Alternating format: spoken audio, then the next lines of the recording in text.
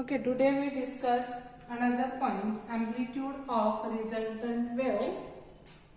Amplitude of resultant wave. Amplitude of resultant wave due to superposition of waves. Due to superposition of two waves.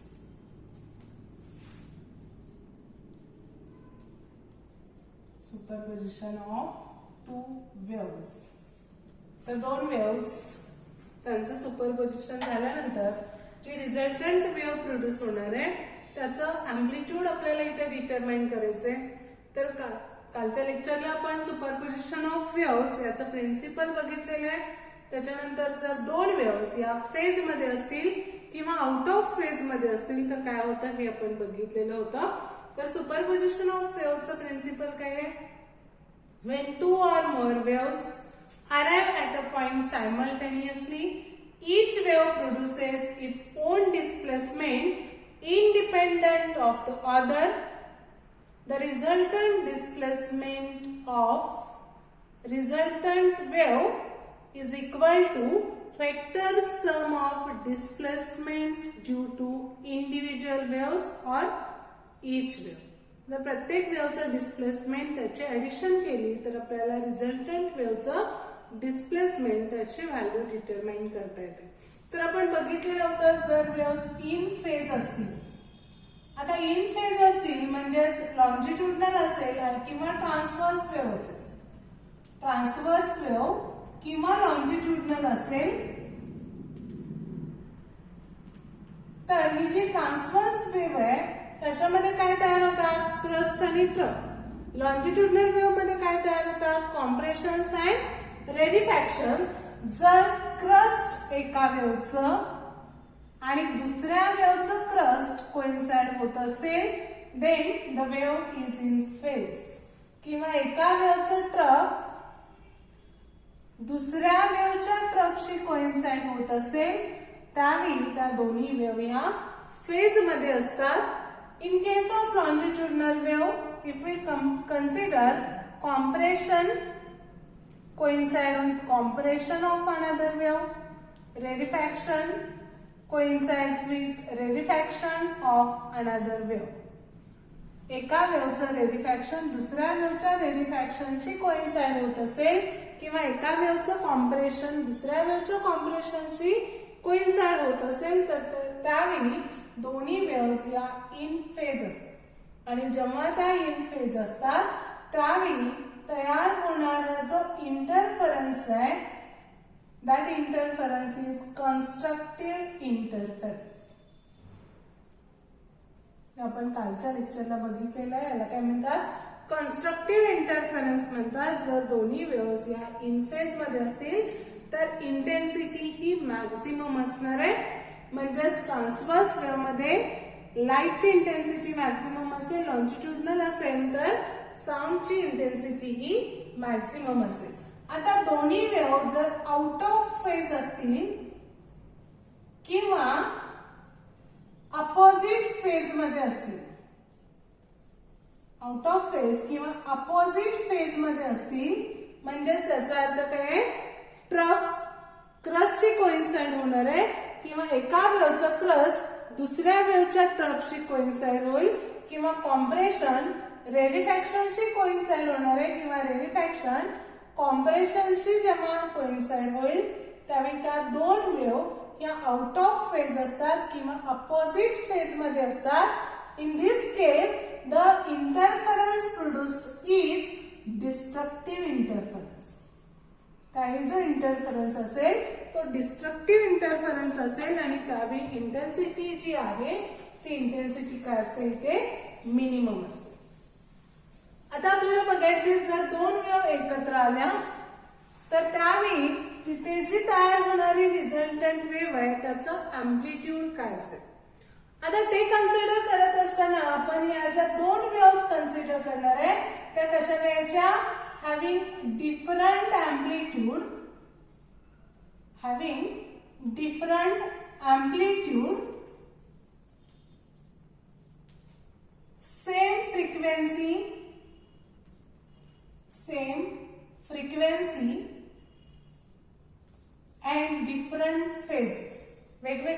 मध्ये असतील आणि तो जो difference आहे तो आपण घेणार आहे डिफर बाय फेज अँगल साय. इथं जी फेज किंवा त्या दोन वेव्ह मधला जो फेज डिफरन्स आहे तो काय असेल इथे साय असेल. तर आपण काय कन्सिडर केलेलं आहे? We have considered two waves having different amplitude, same frequency, deeper by phase psi are superimposed or there is superposition of waves.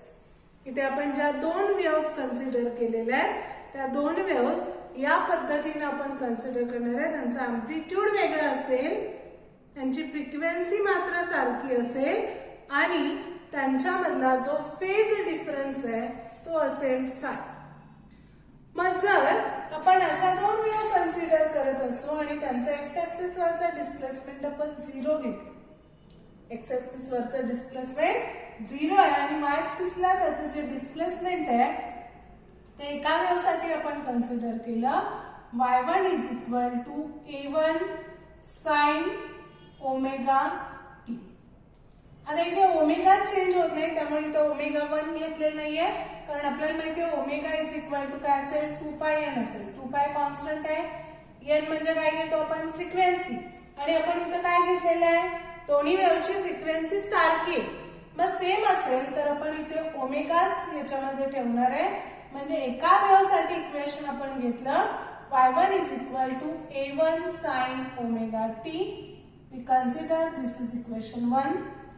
For another wave, we consider the equation is y2 is equal to a2 sin omega t plus psi.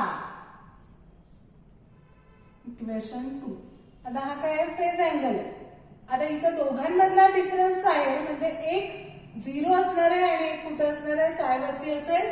त्यामुळे एकाचं डिस्प्लेसमेंटचं equation आपल्याला मिळालं y1 is equal to a1 sin omega t. दुसऱ्या wave साठी displacement असेल y2 is equal to a2 sin of omega t plus psi. आता या ज्या दोन वेव्हचे इक्वेशन्स आपण लिहिलेले आहेत डिस्प्लेसमेंटचे इक्वेशन त्याच्यावरून जी रिझल्टंट वेव्ह म्हणजे यांच्या सुपरपोजिशन मधून जी रिझल्टंट वेव्ह प्रोड्यूस होणार आहे त्याच्यासाठी डिस्प्लेसमेंट आपल्याला डिटरमाइन करता येईल. त्याच्यासाठी आपण यूज करणार आहे superposition principle. According to principle of superposition of waves, according to principle of superposition of waves. आता सुपरपोजिशन प्रिन्सिपल काय आहे तर दोन वेव्ह एकत्र आल्यानंतर जे रिझल्टंट डिस्प्लेसमेंट आहे ते रिझल्टंट डिस्प्लेसमेंट म्हणजे ज्या दोन वेव्ह सुपरइम्पोज होतात कोइन्साइड होतात कंपोजिशन ज्यांचं आपण कन्सिडर करतो त्याची addition means it is equal to vector sum of displacement due to each wave. That's why if we consider y is the resultant displacement of wave then y is equal to y1 plus y2. आपण काय केलं तर superposition principal use केलेले आणि resultant wave साठी displacement आपण लिहिलं y is equal to y1 plus y2. आता इक्वेशन 1 आणि 2 वरून आपण या व्हॅल्यू याच्यामध्ये सबस्टिट्यूट करणार आहे. y is equal to a1 sin omega t plus y2 ची value a2 sin of omega t plus psi is equal to आता इथे y is equal to a1 sin omega t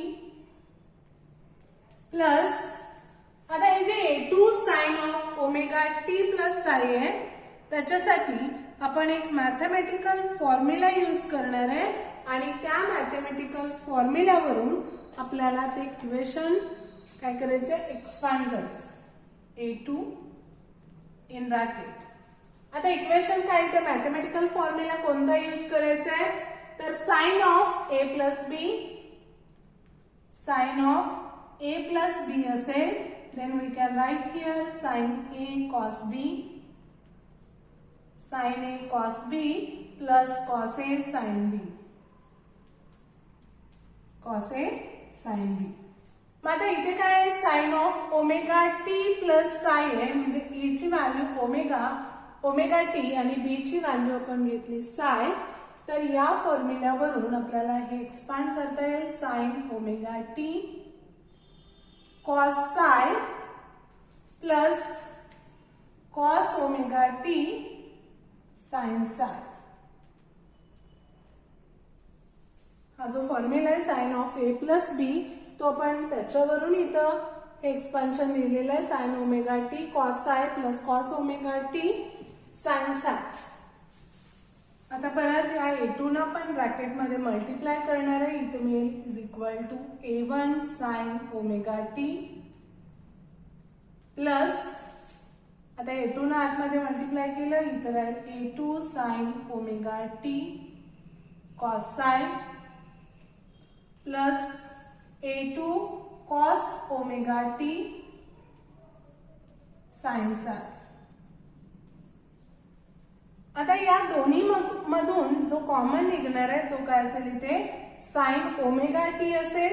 मग इथे आपण sign omega T common घेणार आहे, bracket मध्ये राहील इथे A1, याच्यामध्ये A1 राहणार आहे प्लस याच्यामध्ये राहील A2 कॉस साय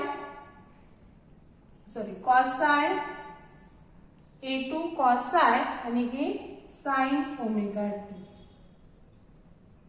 प्लस, आता हे कॉस ओमेगा टी आहे मी नंतर लिहिते आणि साइन साय अगोदर लिहिते, इथे राहील A2 sine psi cos omega T. Equation आपण कन्सिडर करूया, दिस इज इक्वेशन 3. तर इथे आपल्याला रिझल्टंट मिळाली y is equal to A1 plus A2 cos psi sine omega T plus A2 sine psi cos omega T. आता परत याच्यामध्ये आपण सबस्टिट्यूशन ठेवणार आहे. तर हा जो ब्रॅकेट आहे त्याच्यासाठी आपण सबस्टिट्यूट करणार आहे A1 प्लस A2 कॉस साय, याच्यासाठी आपण घेणार आहे A कॉस थीटा, याच्यासाठी काय घ्यायचं A कॉस थीटा घ्यायचे आणि खालचं जे आहे A2 साइन साय याच्यासाठी आपण सबस्टिट्यूट करणार आहे A साइन थीटा. याला आपण इक्वेशन 4 म्हणूया and we consider this is equation 5. काय केलेलं फक्त A1 प्लस A2 कॉस साय त्याच्यासाठी A कॉस थीटा घेतलं आणि A2 साइन साय याच्यासाठी आपण घेतलेलं आहे A साइन थीटा. त्याला आपण इक्वेशन 4 आणि 5 अशी नावं दिलेली आहेत. आता आपण काय करणार आहे, इक्वेशन 4 आणि 5 याच्यामधल्या ज्या व्हॅल्यूज आहेत त्या इक्वेशन 3 मध्ये सबस्टिट्यूट करणार आहे. देअरफॉर इक्वेशन 3 बिकम्स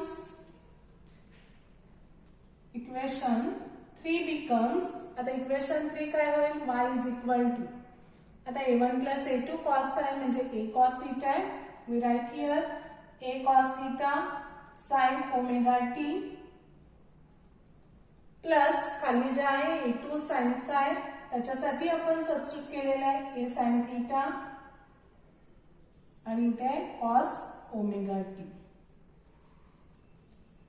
आता परत आपण हे इक्वेशन रिअरेंज करणार आहे, म्हणजेच लिहिताना किंवा याच्यावरून पण तुम्हाला हा फॉर्म्युला लिहिता येईल, पण तुमच्या सिम्प्लिसिटीसाठी आपण रिअरेंज करूया. इथे साइन ओमेगा टी मी आधी घेते इंटू कॉस थीटा प्लस, आता या दोन्ही मधून जर आपण A कॉमन काढला तर ब्रॅकेट मध्ये राहणार आहे sine omega T cos theta plus आपण घेणार आहे कॉस ओमेगा टी अगोदर लिहायचं cos omega T sine theta.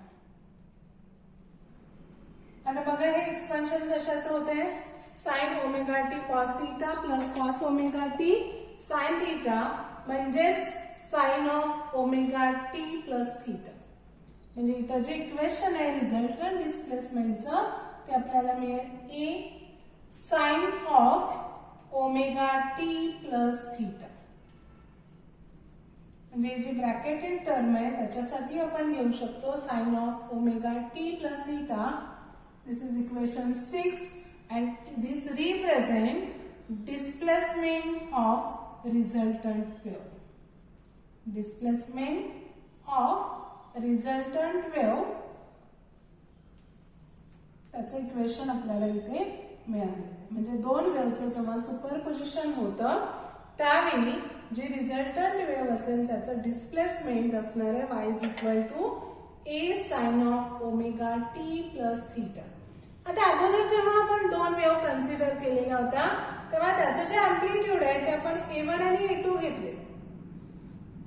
त्याची जी फ्रिक्वेन्सी आहे ती आपण सेम घेतो.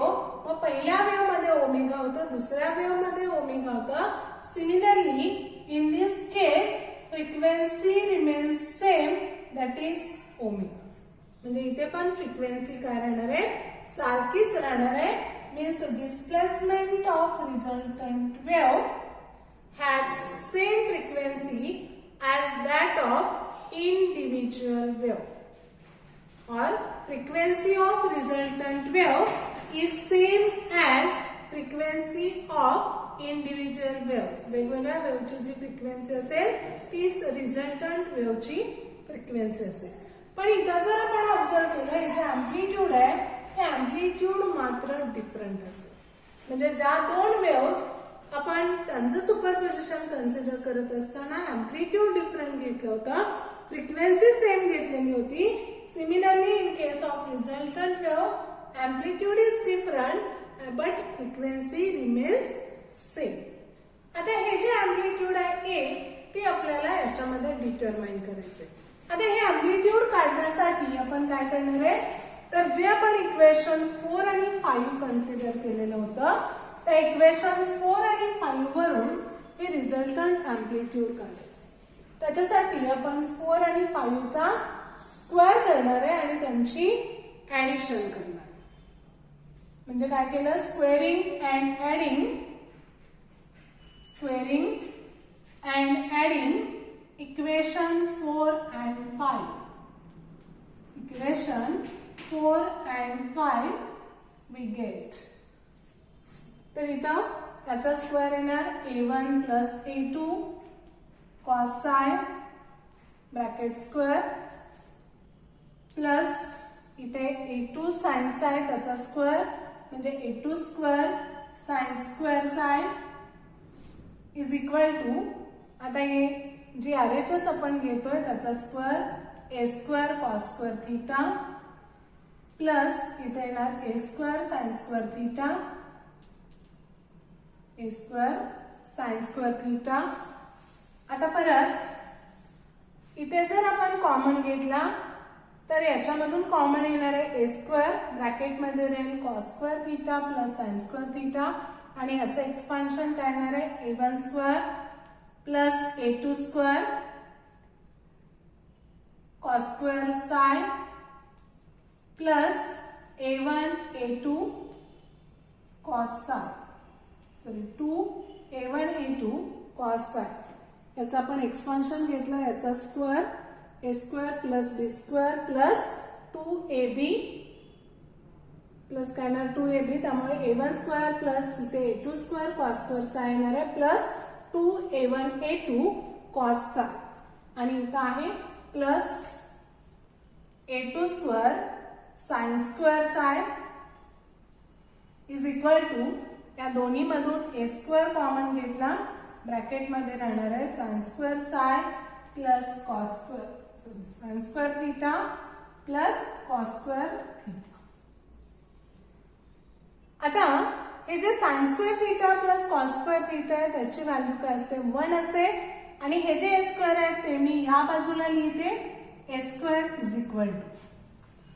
आता इथे जर आपण ऑब्झर्व केलं तर इथे राहणार आहे a1 स्क्वेअर प्लस हे 2a1 a2 cos psi plus आता रिमेनिंग टर्म काय बघा याच्यामध्ये हे जे a2 स्क्वेअर कॉस स्क्वेअर साय आहे आणि a2 स्क्वेअर साइन स्क्वेअर साय आहे. a2 स्क्वेअर कॉस स्क्वेअर साय आणि a2 स्क्वेअर साइन स्क्वेअर साय याच्यामधून a2 स्क्वेअर आपण कॉमन घेणार आहे. a2 स्क्वेअर जर कॉमन घेतला तर ब्रॅकेटमध्ये राहणार आहे कॉस स्क्वेअर साय प्लस साइन स्क्वेअर साय आणि याची व्हॅल्यू काय असते इक्वल टू 1. त्यामुळे इथं राहील a2 स्क्वेअर, म्हणजे आपल्याला मिळेल a square is equal to a1 square plus 2a1 a2 cos psi plus a2 square.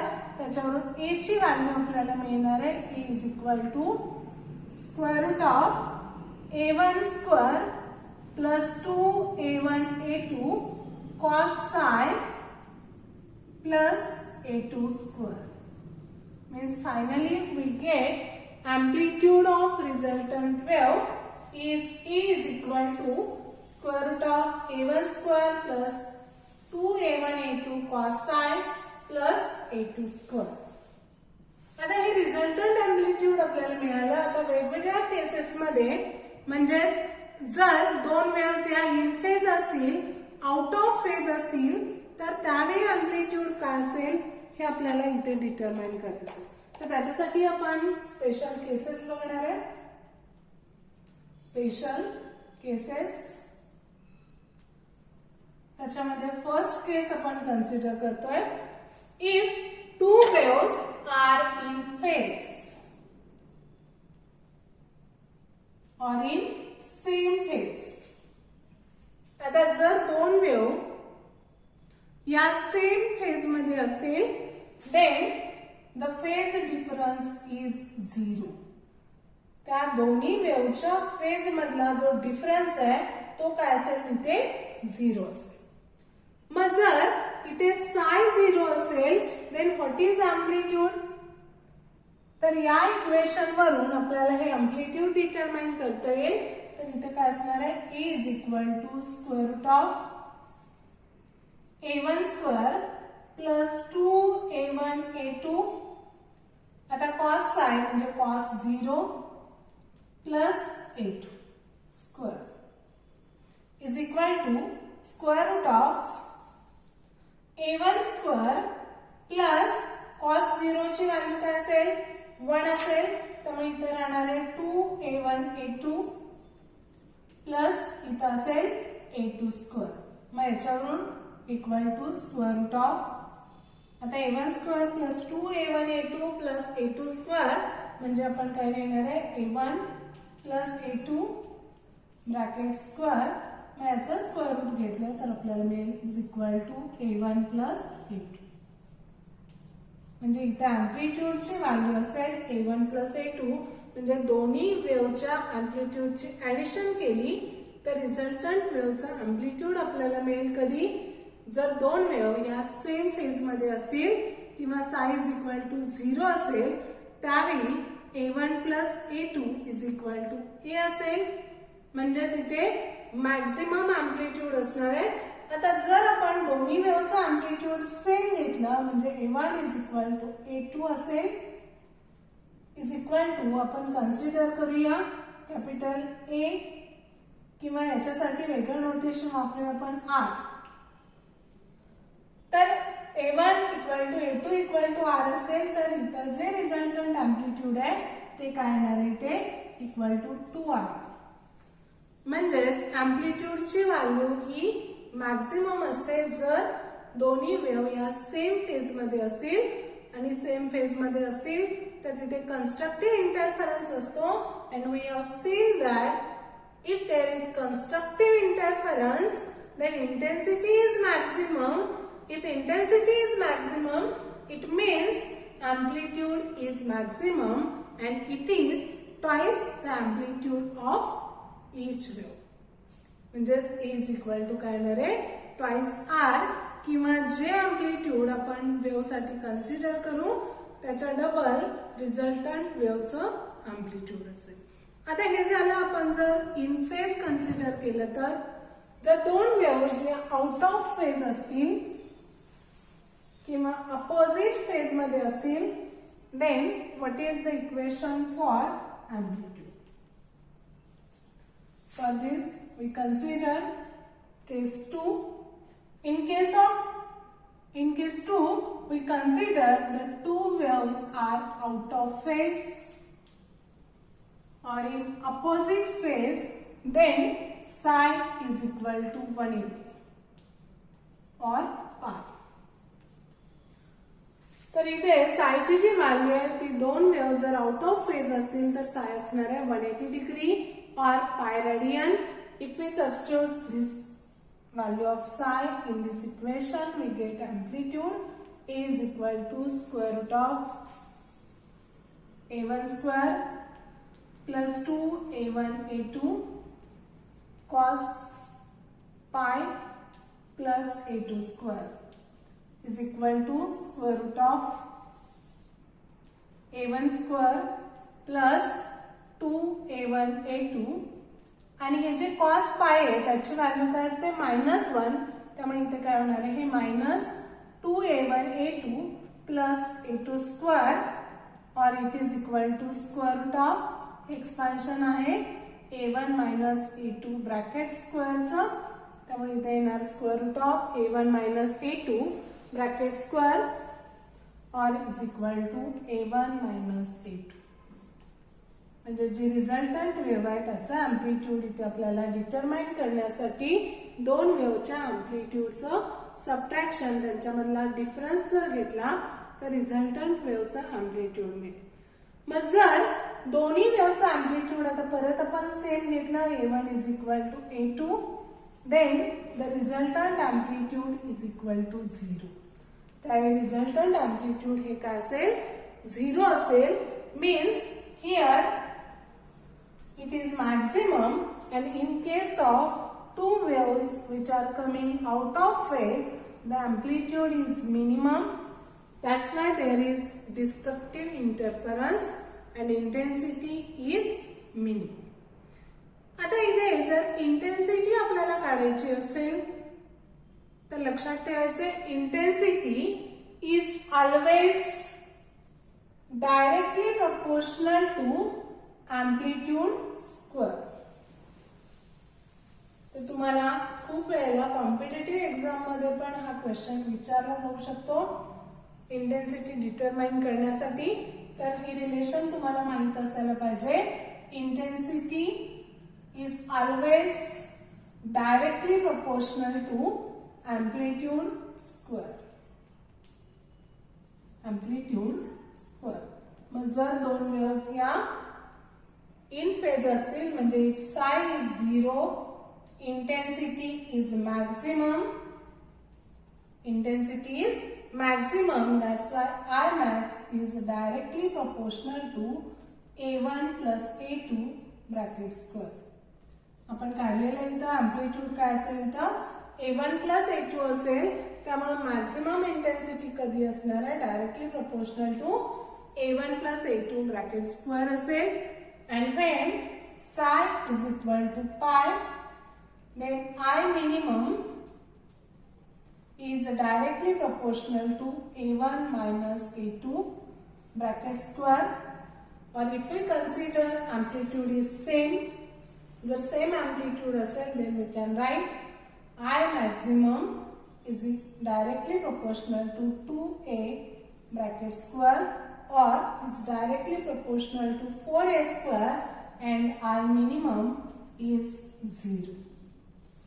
The minimum intensity ही 0 असेल जर psi is equal to pi असेल किंवा दोन्ही वेव्ह या आउट ऑफ फेज मध्ये असतील आणि इन फेज मध्ये असतील तर psi 0. मॅक्सिमम इंटेन्सिटी किती असणार आहे A1 plus A2 bracket square और 2A ब्रॅकेट स्क्वेअर.